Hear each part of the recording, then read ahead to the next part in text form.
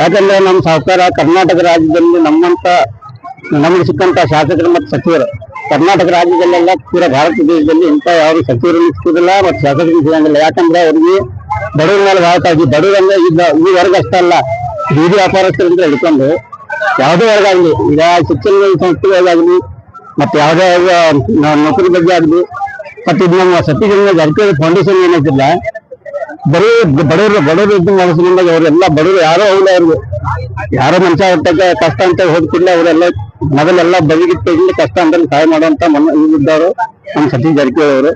ಮತ್ತೆ ಈಗ ಬೀದಿ ವ್ಯಾಪಾರಸ್ಥರದ್ದು ಎಲ್ಲ ಅವ್ರ ಕಷ್ಟವನ್ನು ನೋಡ್ಕೊಂಡು ಈಗ 2 ವರ್ಷದಿಂದ ಅವ್ರ ಮೊದಲಿಂದ ನಮ್ಗೆಲ್ಲ ಸಹಾಯ ಮಾಡ್ಕೊಂಡು ಬಂದಾರೆ. ಯಾಕಂದ್ರೆ ನಾವು ಎಲ್ಲಿ ನಮ್ಮ ಬೀದಿ ವ್ಯಾಪಾರಸ್ಥರಿಗೆ ತೊಂದರೆ ಆಗುತ್ತಿತ್ತು. ಆ ತೊಂದರೆ ಆಗಿದಾಗ ನಾವು ಹೋಗಿ ಇದು ಮಾಡಿದ್ರೆ ಅಲ್ಲಿ ಹೋಗಿ ನಾವು ಇದು ಮಾಡೋದ್ರಿಂದ ಅವ್ರು ನಮ್ಮ ಸರ್ಕಾರ ನಮ್ಗೆ ಸ್ಪಂದನೆ ಮಾಡಿ ಮತ್ತೆ ಯಾವುದೇ ನಗರಸಭೆ ಆಗಲಿ, ಪುರಸಭೆ ಆಗಲಿ, ಮತ್ತೆ ಪಟ್ಟಣ ಪಂಚಾಯತಿ ಆಗಲಿ, ಮಹಾನಗರ ಪಾಲಿಕೆ ವ್ಯಾಪ್ತಿಯಲ್ಲಿ ಆಗಲಿ ಯಾವುದೇ ನಮ್ಮ ಬೀದಿ ವ್ಯಾಪಾರಸ್ಥರಿಗೆ ಸಮಸ್ಯೆ ಬಂದಾಗ ನಾವು ನಮ್ಮ ಶಾಸಕರನ್ನ ಗಮನಕ್ಕೆ ತಂದಾಗ ಅವರು ಆಯಾ ಇಲಾಖೆಯ ಅಧಿಕಾರಿಗಳಿಗೆ ಫೋನ್ ಮುಖಾಂತರ ಎಲ್ಲ ಅಥವಾ ಅವ್ರ ಲೆಟರ್ ಮುಖಾಂತರ ಹೇಳಿ ಬೀದಿ ವ್ಯಾಪಾರಸ್ಥರಿಗೆ ತೊಂದರೆ ಕೊಡಬಾರ್ದು ಅಂತ ಪ್ಯಾಕೆಟ್ ಮಾಡ್ತಿದ್ರು.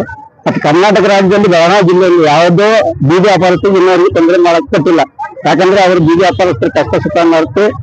ಈಗ ಬೀದಿ ವ್ಯಾಪಾರಸ್ಥರು ಮಳೆ, ಗಾಳಿ, ಚಳಿ ಅಂದ್ರೆ ಕಿಟ್ಗಳಿಂದ ಹೊರಗಡೆ ವ್ಯಾಪಾರ ಮಾಡ್ತಾರೆ. ಏನೋ ನಾವು ಇದು ಮಾಡಬೇಕಂತ ಸರ್ಕಾರ ತಕ್ಕ ನಾವು ಕೇಳಿದಾಗ ಸರ್ಕಾರ ಅವರೇ ನಮ್ಗೆ ಹೇಳ್ರು ಎಲ್ಲ ಬೀದಿ ವ್ಯಾಪಾರಸ್ಥರಿಗೆ ಸತ್ಯ ಕೊಡಿ ವಿತರಣೆ ಮಾಡಿ ಅವ್ರೊಂದು ಸ್ವಲ್ಪ ಬೀದಿ ಇರೋ ಕಾರಣ ಇದು ಒಂದ್ ಸ್ವಲ್ಪ ವಿಳಂಬ ಆದ್ರೂ ನಮ್ಮ ಬೆಳಗಾವಿ ಜಿಲ್ಲೆಯಾದ್ಯಂತ ಪ್ರತಿಯೊಂದು ನಗರಸಭೆ ಆಗಲಿ, ಪುರಸಭೆ ಆಗಲಿ, ಪಟ್ಟಣ ಪಂಚಾಯತಿ ಆಗಲಿ, ಮಹಾನಗರ ಪಾಲಿಕೆ ವ್ಯಾಪ್ತಿಯಲ್ಲಿ ಆಗಲಿ ಎಲ್ಲರಿಗೂ ಕೊಡ್ತೇನೆ ಅಂತ ಆಶ್ವಾಸನೆ ಕೊಟ್ಟಿದ್ದಾರೆ. ನನ್ನ ಹೆಸರು ಮಾಮೂಜಿ ನವೀನ್ ಸಾಹೇಬ್ ನಗರ್, ಕರ್ನಾಟಕ ಪ್ರದೇಶ ಕಾಂಗ್ರೆಸ್ ಬೀದಿ ವ್ಯಾಪಾರಿ ಅಧ್ಯಕ್ಷ. ಈಗ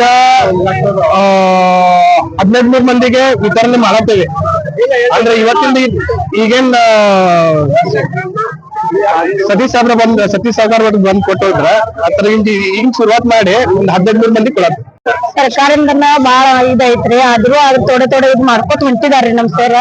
ಮತ್ತ ಈಗ ಛತ್ರಿಗಳು ಎಲ್ಲಾರ್ಗೆ ಕೊಡ್ಬೋದ ಬಂದಾರಿ, ಬಂದಾರಿ. ಈಗ ಎಷ್ಟ್ ಆಗ್ತಾ ಅಷ್ಟ್ ನಾವ್ ಹೆಂಚ್ ಮಾಡ್ತೇನ್ರಿ. ಆಮೇಲೆ ಉಳ್ಕಿದ್ರ ಮತ್ ನಾವ್ ಅಪ್ಲಿಕೇಶನ್ ಹಾಕ ಕಡೆ ನಾವ್ ಬೆಡ್ಕೊಂಡ್ ಮತ್ ಕೊಡ್ಬೋದು. ಇದ್ ಮಾಡ್ತೀನಿ, ಪ್ರಯತ್ನ ಮಾಡ್ತೇನ್ರಿ. ಖರೆ 100 ರೂಪಾಯಿ ಮಳೆಗೆ ಕುಂಡ್ರ ಅವ್ರ ಬಿಸಲ್ ಕುಂಡ್ರ ಅವ್ರ 100 ರೂಪಾಯಿ ಒಂದ್ ದಿವಸ ವ್ಯಾಪಾರ ಆಗ್ತಾವ, ಒಂದ್ ದಿವಸ ಆಗಂಗಿಲ್ಲ. 100 ರೂಪಾಯಿ ಎಲ್ಲೇ ಕೊಡೋದ್ರಿ. ಮತ್ ನಮ್ಗೆ ತೊಂದ್ರೆ ಆಗ್ತಾವ್ರಿ. 100 ರೂಪಾಯಿ ಕೊಟ್ಟಾಗ ತಿಂಗಳಿಗೆ 300 ರೂಪಾಯಿ 3,000 ಆಗ್ತಾವ್ರಿ. 3,000ದಾಗ ನಾವ್ ಬಾಡಿಗೆ ಒಂದ್ ರೂಮ್ ಸಿಗ್ತಾವಲ್ಲ. ಇವ್ರ ರಸ್ತೆದಾಗ ಕುಂತ ನಾವ್ 100 ರೂಪಾಯಿ ಗಾಡಿ ಬಿಸಲ್ದಾಗ ಕುಂಡ್ರಬೇಕು. ಪೊಲೀಸರ ಬಂದ್ರೆ ಪೊಲೀಸ್ ಅಂತ ಮಾತ್ ಕೇಳ್ಕೋಬೇಕು. ಮತ್ ಇವ್ರ ಅವತಿಯಲ್ಲಾಗ ದಾದಾಗಿರಿ ಧಮಕಿ ತೋರಿಸ್ತಾರೆ.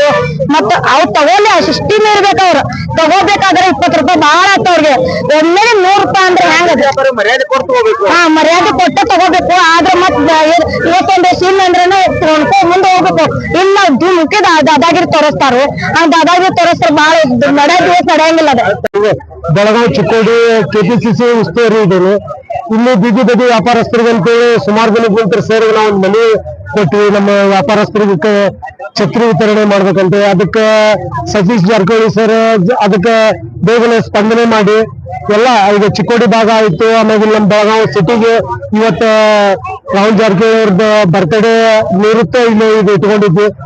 ಅದಕ್ಕೆ ಮೊದ್ಲಿಗೆ ಚಿಕ್ಕೋಡಿ ಭಾಗದಾಗ ಎಲ್ಲಾ ತಾಲೂಕುದಲ್ಲಿ ಹಂಚಿದ್ದೇವೆ. ಆಮೇಲೆ ಇವತ್ತು ಬೆಳಗಾವಿದಾಗ ಇವತ್ತಿನಿಂದ ಸ್ಟಾರ್ಟ್ ಮಾಡಿದ್ದೇವೆ.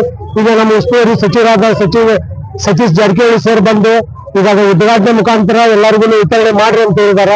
ಆ ಪ್ರಕಾರ ಈಗ ನಮ್ಮ ಎಲ್ಲಾ ವ್ಯಾಪಾರಸ್ಥರು ಕಡುಬಡು ಯಾರ್ಯಾರು ಇದ್ದಾರೆ ಬೀದಿ ಬದಿಯಲ್ಲಿ ಕುಂತು ವ್ಯಾಪಾರ ಮಾಡುವಂತ ಎಲ್ಲಾ ವ್ಯಾಪಾರಸ್ಥರಿಗೆ ನಾವು ಛತ್ರಿ ವಿತರಣೆ ಮಾಡ್ತಾ ಇದ್ದೇವೆ. ನಮ್ಮ ಕೆಪಿಸಿಸಿ ಟೀಮ್ ನಿಂತ ಆಮೇಲೆ ಬೆಳಗಾವಿ ಟಿವಿಸಿ ಕಮಿಟಿ ಹಾಗೂ ನಮ್ಮ ಕೆಪಿಸಿಸಿ ಪದಾಧಿಕಾರಿಗಳು ಕೂಡ ಛತ್ರಿ ವಿತರಣೆ ಕಾರ್ಯಕ್ರಮ ಇವತ್ತಿನಿಂದ ಸ್ಟಾರ್ಟ್ ಮಾಡಿದ್ದೇವೆ.